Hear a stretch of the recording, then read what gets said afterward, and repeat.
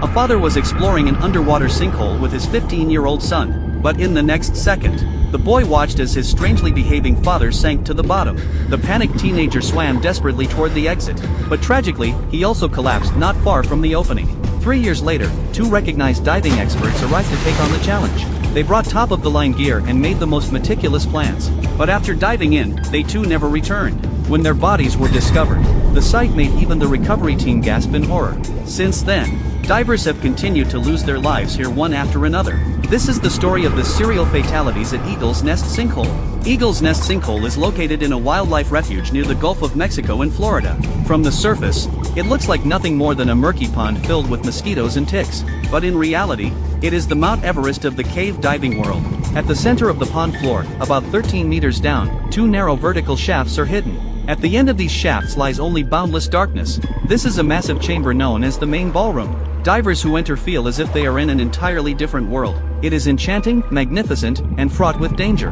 Descending further to 38 meters brings you to the floor of the ballroom. There is an iconic debris mound here. However, this is where things start to get complicated, because the explored length of the tunnels on either side is at least 1.6 kilometers, and the maximum recorded depth has reached 95 meters. Additionally, because Eagle's Nest connects to the groundwater system, the tunnels are divided into upstream and downstream sections. Both are winding and contain multiple large chambers. In fact, there aren't just two tunnel systems at Eagle's Nest, but three, as we can clearly see from the overhead view. Besides the upstream and downstream tunnels, there is also the Lockwood Tunnel. Due to the numerous tunnels and complex environment, there are currently 13 recorded deaths at Eagle's Nest. For example, in December 1981, two divers lost their lives here in a single day. A total of 5 people came to Eagle's Nest that day. Among them were Larry and Terrence, a married couple. The couple had about 5 years of diving experience. They planned to briefly explore the right tunnel of Eagle's Nest. They had been on this route several times before, but danger often hides within familiarity.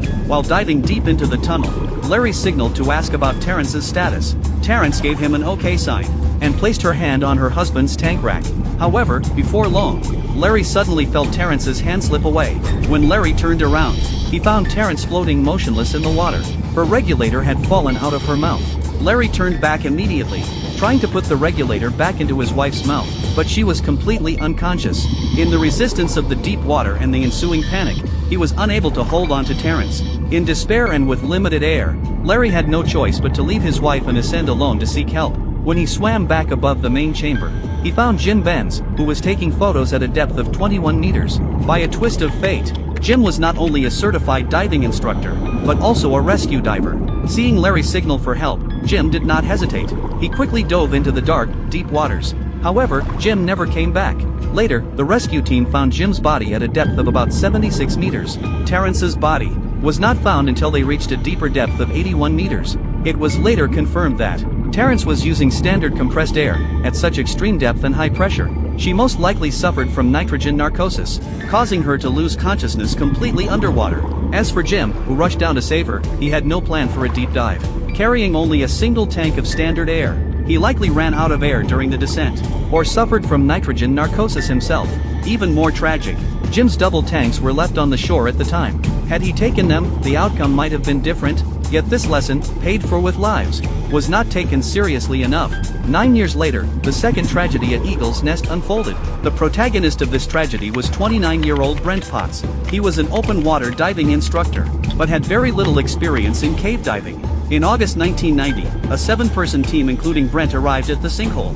That morning, Brent and his partner, Brown, planned to dive to a depth of about 60 meters in the downstream tunnel. It is worth noting that this was the greatest depth Brent had ever attempted in his career. Led by his partner Brown, the two reached the target depth in about 7 minutes. Brent began taking photos at the bottom, while Brown explored the surroundings. But when he turned around again, he suddenly realized Brent appeared to be unconscious. Brown immediately went to rescue him, finding Brent's jaw clenched shut and his regulator already out. Brown quickly grabbed his partner and tried to bring him to the surface. But because the cave was so deep and the structure so complex, the ascent was extremely difficult. By the time they surfaced 20 minutes later, Brent showed no signs of life. In the effort to save his teammate, Brown suffered from severe decompression sickness after reaching the shore. Fortunately, compared to the previous incident, the rescuer at least survived. It was a small mercy in a terrible situation. According to the subsequent police investigation, Brent had a record of multiple unexplained fainting spells over the past year. But to keep diving, he had hidden this condition from his partner. Additionally, since Brent was found with a clenched jaw, investigators strongly suspected that he may have suffered from both nitrogen narcosis and oxygen toxicity in the deep water. Because of the continuous accidents at Eagle's Nest, authorities were prompted to forcibly close the site in 1999. However, under pressure from cave diving associations and enthusiasts, the sinkhole was reopened in 2003.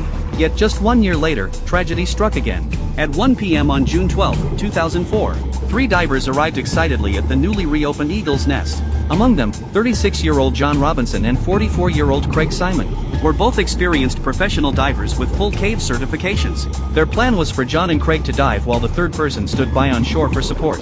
The two would spend 40 minutes exploring the downstream tunnel, including the decompression ascent procedure. The total dive time was estimated at 2.5 hours. Additionally, they were equipped with underwater scooters and spare tanks for decompression. Everything went smoothly at first.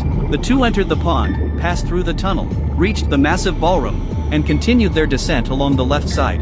At a depth of 60 meters, the passage suddenly tightened. As the tunnel continued to slope, the two squeezed one by one into a narrow passage called the Abyss. They then arrived at a low-ceiling chamber known as John's Pocket. By this time, the depth had reached 88 meters. From there, the route began to climb upward, leading to another series of chambers and passages. After exploring a bit further, they realized their time was running out. So, they turned around, intending to return the way they came. But the scheduled return time passed, and the support diver on shore saw no sign of them. He dove down to the decompression station only to find no one there. Realizing something was wrong, he immediately surfaced and called the police. But the cave environment was complex and harsh. It wasn't until 2 p.m. the next day that rescuers found John's body deep in the downstream tunnel. His scooter was missing, and both his main and spare tanks were completely empty. The search for Craig was even more difficult. It took another 2 days before rescuers found his scooter, nearly swallowed by silt in the John's Pocket chamber. Not far away, they found Craig's body entangled with the guideline. It was based on this information that police were able to piece together what happened. Due to the large amount of silt accumulated in the cave, a scooter may have accidentally hit the cave wall, churning up the water and making the surroundings extremely murky. This caused the two to lose their way completely on the return journey. In the panic, John likely dropped his scooter first and managed to find the guideline, but he made a fatal mistake.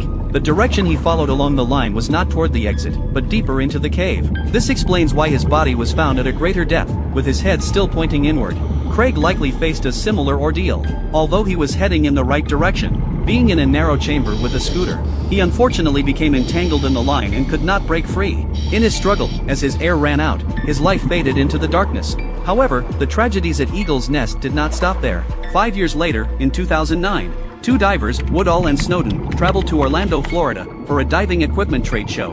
Knowing the famous Eagle's Nest was nearby, they decided to take the opportunity to explore it. Although both had extensive open water experience, neither held a cave diving certification. Yet, with strong curiosity and overconfidence, they dove into this complex underwater labyrinth. Because they chose the upstream tunnel, they had to swim against the current using only their fins. They eventually reached a vast and eerie area called the Super Room, and it was here that everything suddenly spiraled out of control. Snowden later recalled that Woodall suddenly became extremely agitated. It seemed there was an issue with his breathing apparatus. Snowden tried more than once to offer his own air source to his partner, but Woodall either shook his head or pushed his hand away. Woodall seemed trapped in an incommunicable panic, refusing all help. Shortly after, Woodall lost consciousness and sank slowly to the floor of the room. Snowden tried to save him, but Woodall was large in stature. Without an underwater scooter, it was nearly impossible to drag him through the long, winding cave tunnels. Snowden was forced to turn back and swim for the exit. He surfaced and called the police. Woodall's body was later recovered. Based on his dive computer data and equipment, both were using closed-circuit rebreathers. The trimix ratio in the diluent cylinder was poorly balanced. At a depth of 82 meters, there was too much oxygen and too little helium. This posed not only a risk of nitrogen narcosis, but also an extremely high risk of oxygen toxicity. Based on the signs described by Snowden, it can be roughly inferred. First, nitrogen narcosis caused Woodall to become restless and refuse help. Second, oxygen toxicity caused him to lose motor control. Finally, carbon dioxide built up under panic, exceeding the scrubber capacity of the rebreather. This led to Woodall losing consciousness and sinking to the bottom. Ultimately, he lost his life at Eagle's Nest. If you think their behavior was adventurous enough, then the next one can only be described as reckless. On Christmas Eve, December 24, 2013, 35-year-old father Darren gave 2 brand new diving tanks as gifts to his 15-year-old son, Dylan. He excitedly promised his son, "First thing tomorrow on Christmas morning, we'll go try out the new gear." It sounded like a heartwarming father-son adventure, but the problem was, neither of them had any cave diving experience. Moreover, according to the grandmother's later account, Dylan actually didn't want to go diving that morning, but perhaps not wanting to disappoint his father, he never spoke up about his feelings. At 10:30 a.m., Darren sent a final text to his wife, Holly. Shortly after, the father and son dove into the depths of Eagle's Nest. That text became a final goodbye. By the afternoon, Holly had still not heard anything. Worried, she drove to Eagle's Nest, only to find Darren's car still parked there. The car was there, which meant they hadn't come up. She hurriedly called the police. As soon as rescuers entered the ballroom, they found Dylan's body. His BCD was inflated, and he was floating in the water. Darren's body was found at the bottom of the ballroom.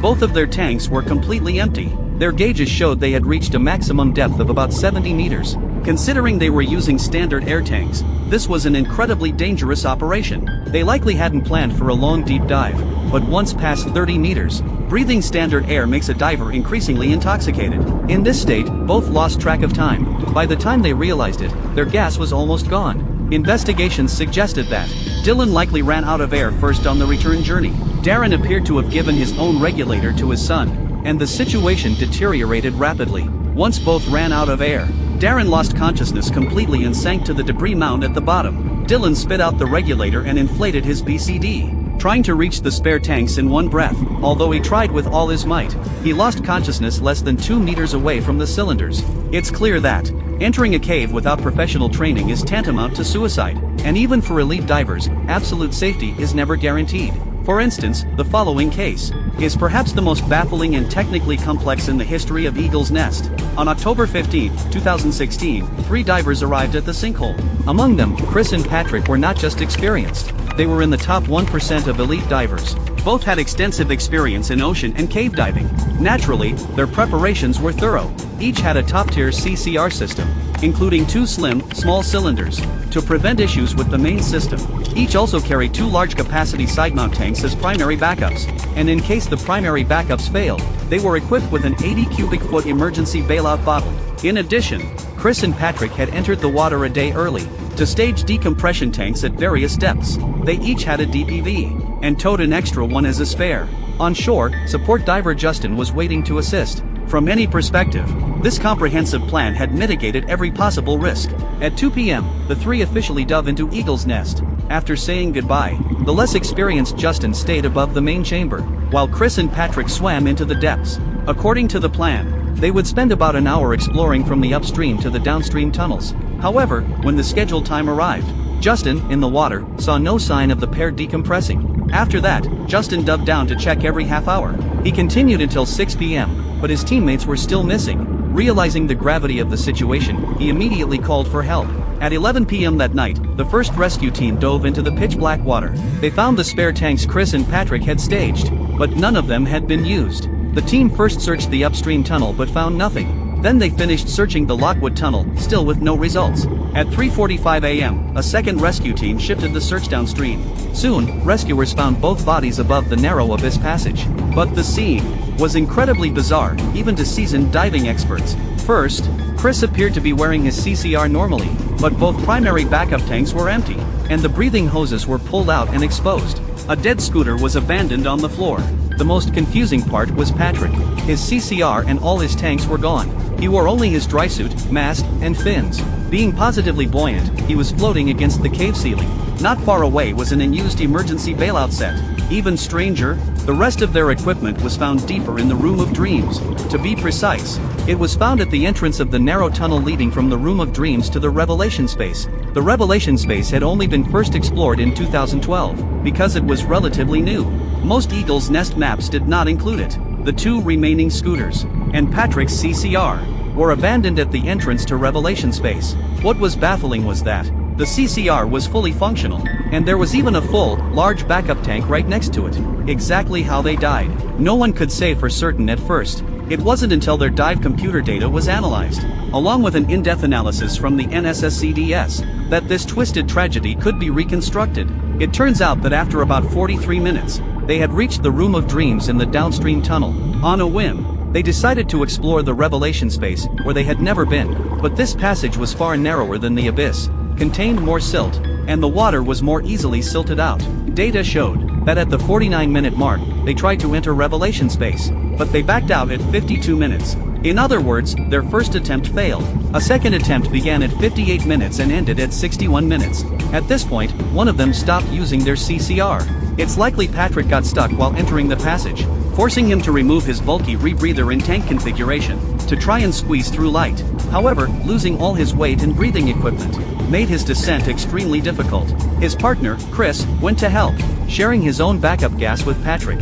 After 2 failed attempts at the passage, visibility began to drop significantly. The equipment they left on the floor was now completely invisible. In the panic, they had to use the only scooter they still had in hand to try and quickly return the way they came. During this, Patrick was breathing from his partner's backup tank and was initially fine.